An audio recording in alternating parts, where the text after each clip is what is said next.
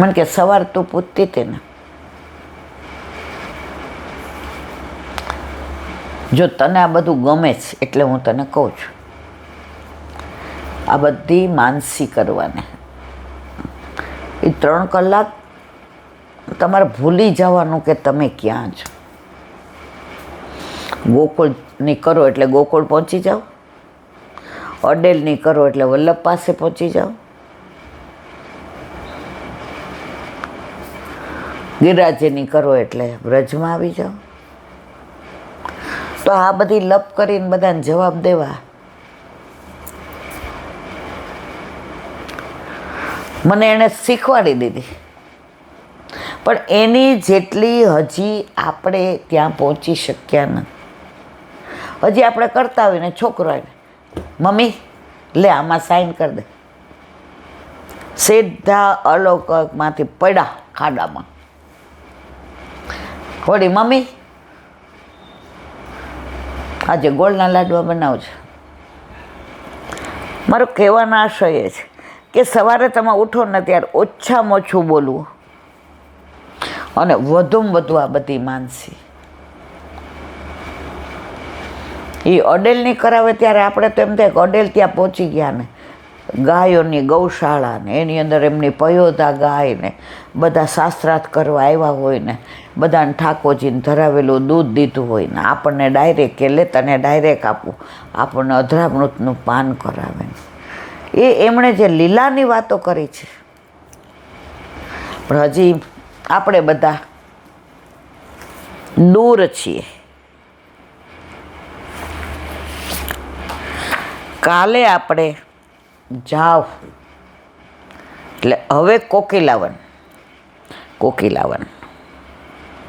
સઘન વૃક્ષાવલી અને મયુર કોકિલના સ્વરોથી આ વન રમણીય લાગે છે. હવે તો બધું રિનોવેશન ને બધું આરસ આવી ગયો, પણ આપણે તો વર્ષોથી જતા કેવી વનરાય ને વૃક્ષો ને કોયલનો કોહુ કોહુ બોલતા હોય ને, બહાર મોર હોય ને, ઓલી કમલ તલાયોની જેમ કમલ અંદર ખીલા હોય ને, બહાર ઓલું વૃક્ષ કેટલું સરસ. પહેલાં તો નીચે બેસાતું, આ 2 મહિનાથી ત્યાં બેસીને મુખિયાજીએ જે કણકો આપ્યો એ લઈએ ને, જલ લઈએ ને સત્સંગ કરીએ, તો એ રમણીય સ્થળ છે. ભગવાને અહીં કોકિલના અવાજનું અનુકરણ કરેલું, તેથી કોકિલાવન નામ છે. ત્યાં પેલા વ્રજવાસી કહેતા હતા કે એકવાર સામને જે એવું માન કર્યું, પ્રભુએ ખૂબ મનાવ્યા. સુંદર વ્યંજનો, સુંદર સામગ્રી, સુંદર વસ્ત્રો, આભૂષણ, એટલું એમણે એમના ગાયું સુંદર પોતાના મધુર અવાજથી. સામને જે ટસશે મસ નથી. હવે પ્રભુ કે શું કરું? ત્યાં કોયલ બોલે અને સામનેજીના મુખ પર કોયલ સામું જઈને મૃદુ હાસ્ય આવ્યું.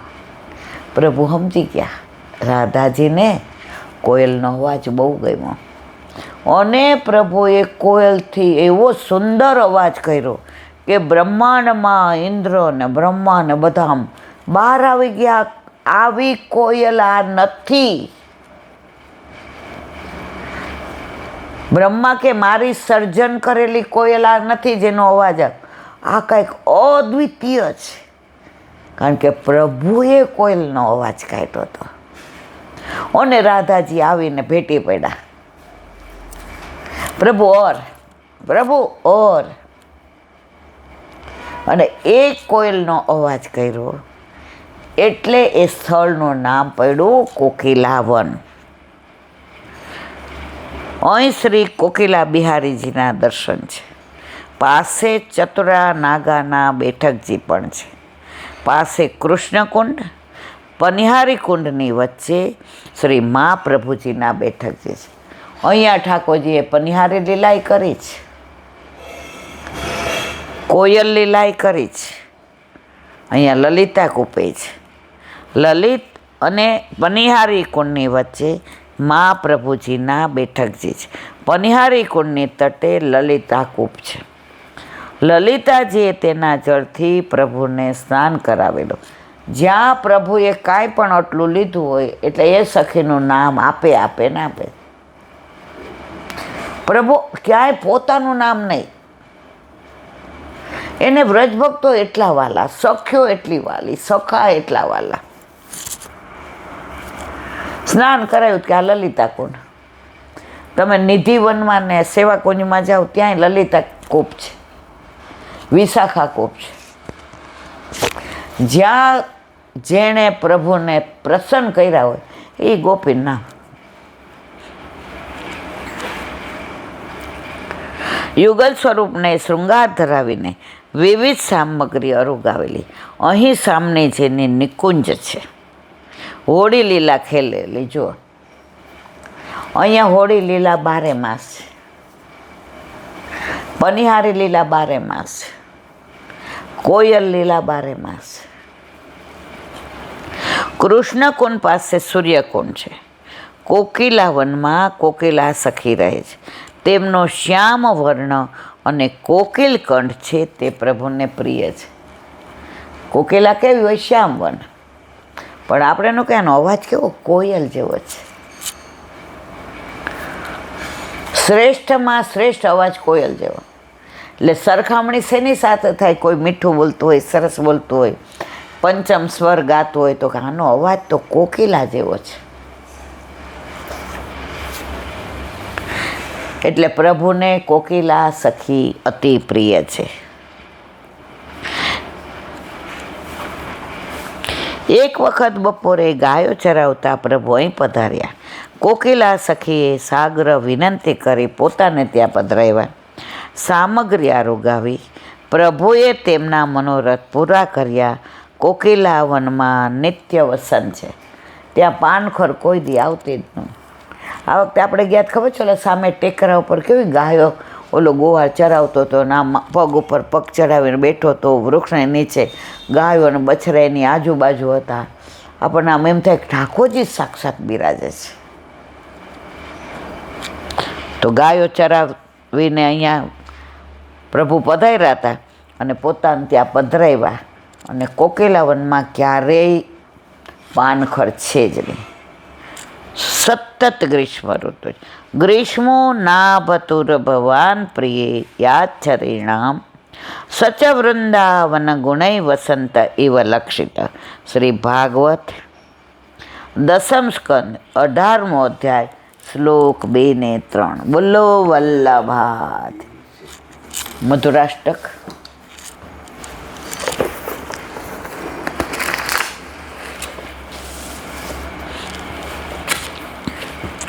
અત્યારે આપણે વચનમ મધુરમ એનું આગળ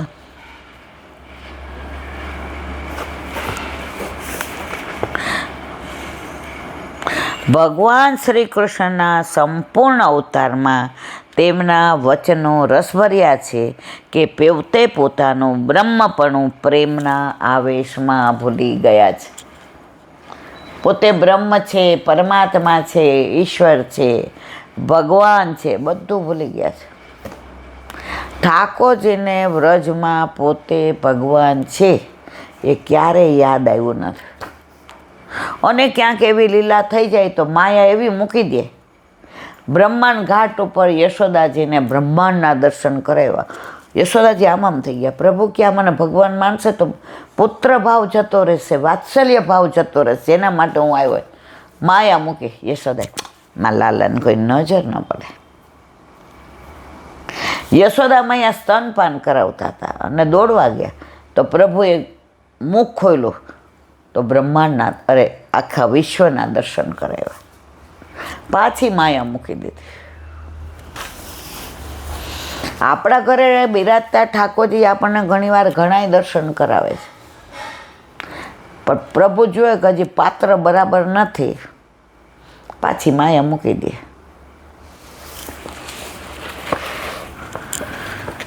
જ્યેષ્ઠ બંધુ બલરામ આમ તો શેષજીના અવતાર હતા. તેમનું મહાત્મા જાળવી સન્માન આપે. જેમ કે વૃંદાવનમાં તેઓ કહેતા, હે આદિ પુરુષ, વૃંદાવનમાં આપ આપનું ઐશ્વર્ય છુપાવી બાળકો જેવી લીલા કરો છો, છતાં આપણા ભક્ત મુનિજનો આપને ઓળખી આપના પવિત્ર યશનું ગાન કરે. મુનિજનો તો ઓળખી જ જાય. વ્રજમાં વૃક્ષો ઉપર જે પક્ષીઓ છે ને બધા મુનિજનો છે. એ પ્રભુને ના ઓળખે એવું બને?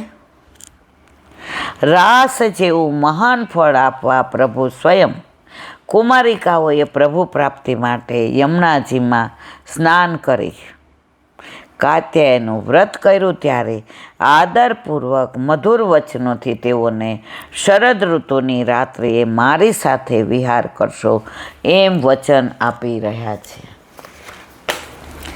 કાત્યાયની વ્રત કર્યું હતું, એનું વિવરણ કાલે કરીશું, સમયનો અભાવ. વચનમ મધુરમ.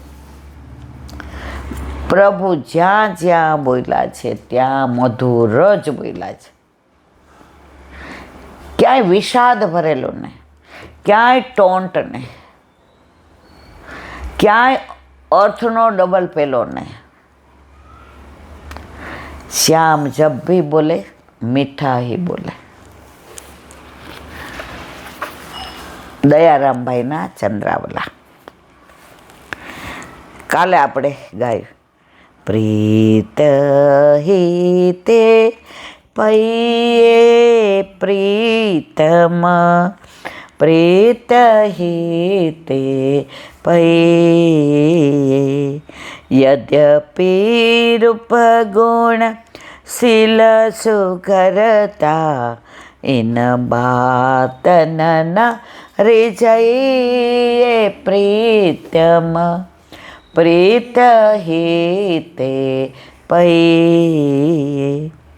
સત્યકુલ જન્મ કરમ શુભ લક્ષણ વેદ પુરાણ પઢઈ.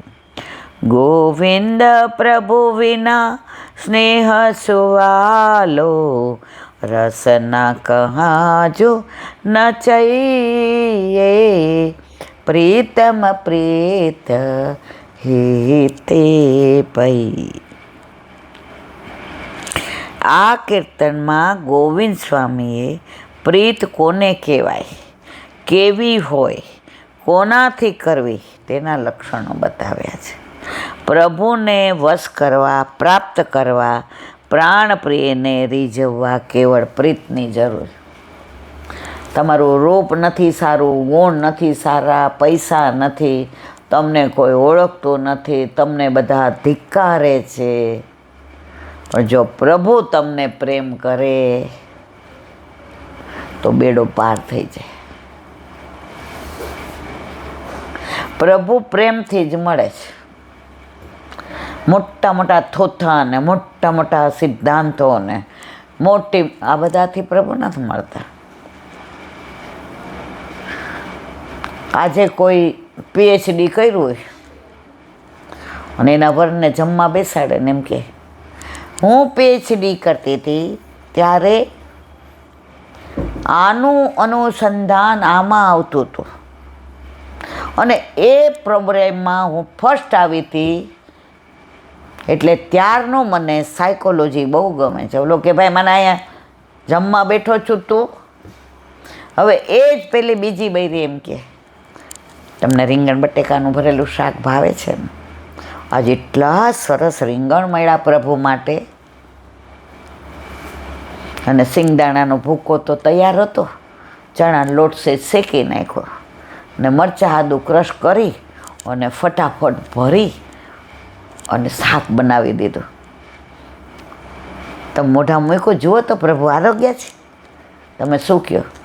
તે આટલું જલ્દી કર્યું તોય પ્રભુ પ્રેમથી આરોગ્ય, અને આ તો તારા માટે વધવાનું જ નથી, એટલું સરસ છે. હવે તમે ઓલી એ PhD થઈને આવી એમાં રસ છે તમને? પ્રેમ